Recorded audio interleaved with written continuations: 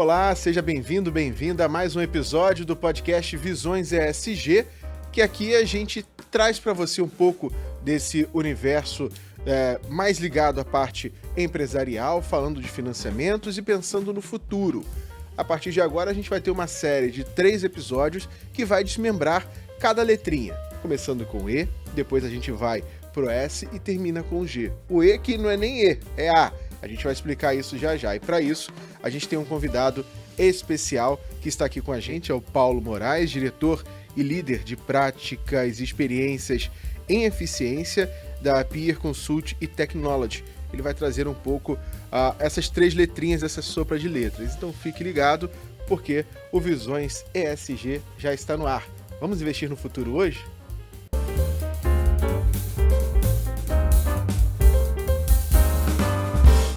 Tudo bem, Paulo? Bem-vindo ao Visões ESG.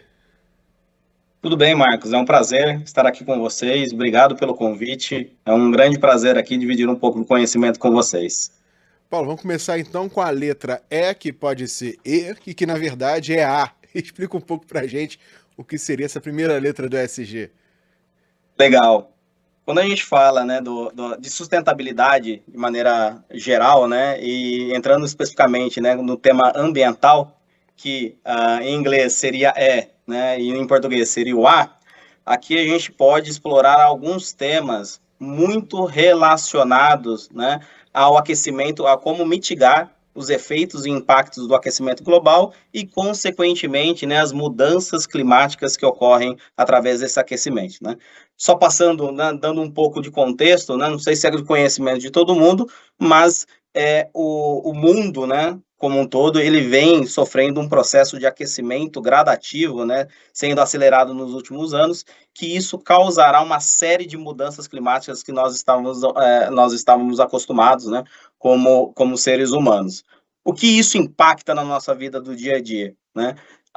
Isso causa um efeito muito drástico de mudanças climáticas no dia a dia, que, consequentemente, se altera profundamente o regime de chuvas e secas que ocorrem em determinadas regiões. E aqui no Brasil, a gente pode falar especificamente, né, das regiões Norte e Nordeste e das regiões Sul e Sudeste, onde nós perceberemos cada vez mais os efeitos dessas mudanças climáticas no decorrer do tempo.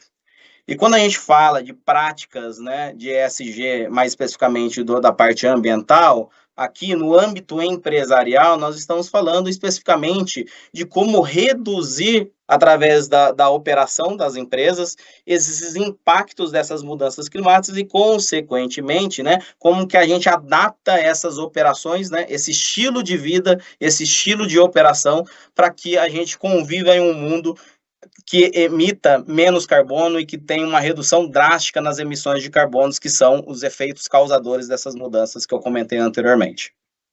Então a gente começa aqui esse papo e os outros 2 que teremos também. Convido você até já se inscrever no nosso canal no YouTube ou na playlist do podcast para se preparar para os próximos. A gente vai separar em desafios, oportunidades e também ações. Como você disse, inicialmente o desafio principal é a preocupação com o meio ambiente, né? A gente vive a tragédia no sul do país, um mês de maio com temperaturas elevadíssimas aqui no sudeste, né? Um período que a gente já poderia estar sentindo um pouco mais de frio, mas ainda com calor, com uma seca bem intensa, o fenômeno El Niño indo embora, o Laninha chegando. O que a gente pode trazer de desafios para as empresas nesse primeiro momento com a letra E, que na verdade para o português é o A de ambiental? Legal, Marcos. Quando a gente fala de mudanças climáticas, aqui na América do Sul, e mais especificamente no Brasil, o que a gente começa a sentir efeito são cada vez mais regimes de chuva cada vez mais severos e também regimes de seca cada vez mais severos. E quando que a gente olha isso para as operações da empresa, isso pode impactar diretamente a sua cadeia de fornecimento, né? Vamos pensar que, né, nós fomos acostumados como empresa a sempre transformar recursos naturais em produtos, né, e manufaturados que, consequentemente, né, dentro de uma cadeia global, qualquer tipo de mudança daquilo que eu espero entre regimes de chuva e regimes de seca, isso pode ocasionar riscos para a minha cadeia de fornecimento, impactando diretamente a minha propensão, a minha potencial receita no futuro. Ou seja, esse risco, né, de interrupção na cadeia de valor, que no caso lá do Rio Grande do Sul, né, se vocês observarem, grande parte das empresas do estado, elas foram impactadas, que isso gera, né, um efeito em cadeia para toda, né, a cadeia de fornecimento brasileira. Se a gente não investir, né, em mitigação desses efeitos, em mitigação desses riscos, a gente pode ter impactos diretos na nossa capacidade de geração de receita no futuro. Tá? E esse é o principal objetivo da gente investir, né, em redução de pegada de carbono e, consequentemente, né, em adaptação às mudanças climáticas dentro de nossas operações, dentro da nossa cadeia de fornecimento. A gente pode falar um pouco também de biodiversidade para algumas empresas que precisam de retirada, né, de seus insumos para serem comercializados. E um outro lado também é a escassez de recursos naturais. Como é que a empresa se preocupa também com isso? Exatamente, né? Quando a gente pega, né, cadeias de fornecimento muito longas, como são a cadeia do agronegócio, ou até mesmo a cadeia de transformação de bens de consumo, muito dos insumos que são utilizados dentro dessas empresas, elas provêm do agronegócio, né? Que são retirados diretamente, né, através do uso dos recursos naturais daquela região, que normalmente eles são amplificados através primeiro, né, retirada da vegetação original para posterior plantio e, consequentemente, produção desses insumos que são utilizados nessas cadeias. Quando a gente altera, né, essa vegetação original, a gente aumenta e intensifica a produção de carbono, que intensifica as mudanças climáticas e, consequentemente, isso gera os efeitos adversos que eu comentei anteriormente. A partir do momento que a gente começa a investir, né, em preservação florestal, né, dessa vegetação nativa, ou de recomposição dessa vegetação, a gente consegue minimizar esses efeitos e, consequentemente, né, esses efeitos adversos eles também são minimizados. E quais são as alavancas, né, que podem ser exploradas nesse sentido? Primeiro, a floresta que está em pé ainda, que ainda não foi retirada, né? A gente ter programas e políticas de preservação dessa vegetação nativa e para aquilo que a gente consegue recuperar, investir em recuperação para que a gente consiga transformar essa vegetação nativa com o tempo, né, em uma operação de captura de carbono e, consequentemente, de regulação daquele microclima naquela região, tá? Para minimizar esses efeitos. Isso tudo, né, apesar de parecer muito difícil de se executar no curto prazo, através da colaboração entre as empresas e o setor público, isso é possível, alguns casos de sucesso ocorrendo, inclusive aqui no Brasil. E a gente, quando fala de problemas, a gente também tem, para enfrentar esses desafios, as oportunidades. E aí a gente pode entrar em economia verde, eficiência energética, economias renováveis, a própria mobilidade urbana sustentável também. Na parte do agronegócio, temos a agricultura sustentável. Vamos trazer um pouco também o que essas adversidades, esses problemas climáticos que estamos vivendo, pode trazer de oportunidade para um investidor. Quando a gente fala de oportunidades, aqui a principal delas é que, como o efeito das mudanças climáticas impactarão todos os setores da economia e todas as empresas, quem estiver preparado de maneira antecipada terá uma grande vantagem competitiva do ponto de vista de mercadológico.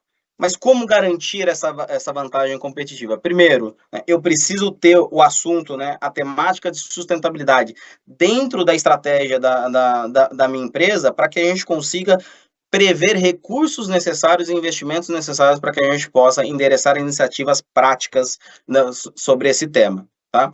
E aqui a gente pode explorar algumas coisas dependendo do setor da economia. Quando a gente fala de indústrias de transformação, acho que o primeiro ponto é investir em programas de descarbonização. Ou seja, como que eu reduzo a minha pegada de carbono, né, através de tecnologias verdes, podendo ser, né, o uso de energias renováveis, o investimento em tecnologias e processos produtivos que emitam menos carbono, em economia circular, onde eu reaproveito os resíduos da minha cadeia para que eu minimize a retirada de recursos naturais, né, dentro da minha cadeia de fornecimento, e assim por diante. Quando a gente fala do agronegócio, de setores como o agronegócio, aqui a gente tem oportunidades de aumentar a produtividade da minha área plantada para não necessitar retirar vegetação nativa para aumentar a minha capacidade produtiva. E, consequentemente, como que eu elenco e implemento tecnologias mais sustentáveis de produção para minimizar o uso de recursos naturais, como terra, nesse primeiro exemplo, e o consumo de água, que também no agronegócio é bastante intensivo. A gente pode trazer também, quando a gente fala de meio ambiente, né, a própria mobilidade urbana. Mas você pensa assim, então, o que a mobilidade tem a ver com o solo, tem a ver com a capacidade de uma plantação? Tudo, né? Porque o veículo acaba emitindo gases de efeito estufa na atmosfera. E a gente, pelo menos aqui no Rio de Janeiro, está tendo uma mudança de comportamento das pessoas utilizando mais bicicletas elétricas, temos os carros elétricos também, o próprio transporte público automaticamente a energia ainda precisa do meio ambiente em alguns pontos para ser gerada, mas trem, metrô, VLT, como essa a possibilidade de mobilidade urbana entra também nessa visão ESG. Legal. Quando a gente fala de mobilidade urbana, além do impacto direto, né, da transformação, né, e da criação do produto, né, que pode ser um automóvel, uma bicicleta, um veículo, como no caso o trem, né, que eu preciso transformar minério de ferro em aço para produzir o automóvel propriamente dito, o grande impacto, né, em ambientes urbanos é o consumo de energia, né, que grande parte da mobilidade, né, no Brasil, ele ainda é dependente de combustíveis fósseis, né, então eu extraio o petróleo, que é um combustível fóssil, transformo isso em gasolina e, consequentemente, eu queimo essa gasolina para ativar esses meios de transportes que emitem, né, esses gases de efeito estufa que causam a alteração climática, né, o aquecimento global e as mudanças no clima. E, consequentemente, se eu escolho meios de transporte que são mais sustentáveis, e aqui, né, você bem exemplificou o uso do VLT, né, que consomem energia elétrica, bicicletas, né, que a própria energia, né, mecânica humana que faz o meio de transporte, ou até mesmo veículos mais sustentáveis, como é o caso de veículos híbridos e elétricos, eu deixo de emitir aquele gás de efeito estufa naquele local, como é o caso do exemplo da cidade do Rio de Janeiro. E, consequentemente, isso em larga escala, eu melhoro o clima naquele local e minimiza os efeitos de chuvas intensas, de secas intensas e de qualidade do ar, né? Que normalmente em tempos mais secos, agora entrando o inverno, a gente vai começar a sentir, principalmente em São Paulo e no Rio de Janeiro. Agora vamos para a parte das ações, Paulo. E vamos pensar um pouco também do outro lado, não só na parte empresarial, mas na parte do consumidor. Como esse consumidor pode contribuir para um futuro mais sustentável? Legal. Olhando do ponto de vista do consumidor, eu acho que a principal alavanca e oportunidade que a gente tem, ação prática que a gente pode tomar no dia a dia, é ter um consumo mais consciente. O que seria esse consumo mais consciente, né? Reduzir a quantidade daquilo, de produtos e serviços que eu consumo, e, consequentemente, ao escolher um determinado produto e serviço, sempre escolher um produto que seja mais sustentável, ou seja, que emita menos carbono, que vem de uma origem mais sustentável ou de uma cadeia mais sustentável. Tá? Ou seja, essas escolhas no dia a dia, elas vão fomentar que as empresas também mudem o seu comportamento para que acompanhe, né, esse ritmo e esse novo comportamento do consumidor, facilitando todo o processo de renovação e inovação da cadeia de fornecimento, que tende a acelerar muito, né, essa parte de mitigação dos efeitos adversos que a gente vem encontrando no meio ambiente. E a gente trouxe aqui já alguns exemplos de como as empresas podem ajudar a reduzir esse impacto. E para a gente fechar, vamos falar também um pouco da outra ponta desse triângulo, né? As políticas públicas. Como podem ser implementadas para promover esse desenvolvimento ambiental? Legal. O que a gente tem visto nessa seara, principalmente em economias mais desenvolvidas, né, como é a economia europeia, né, e a economia americana, é uma certa restrição do ponto de vista de políticas para mercados que são grandes emissores de carbono, como é o mercado automobilístico, como é o mercado de transformação, né, de base.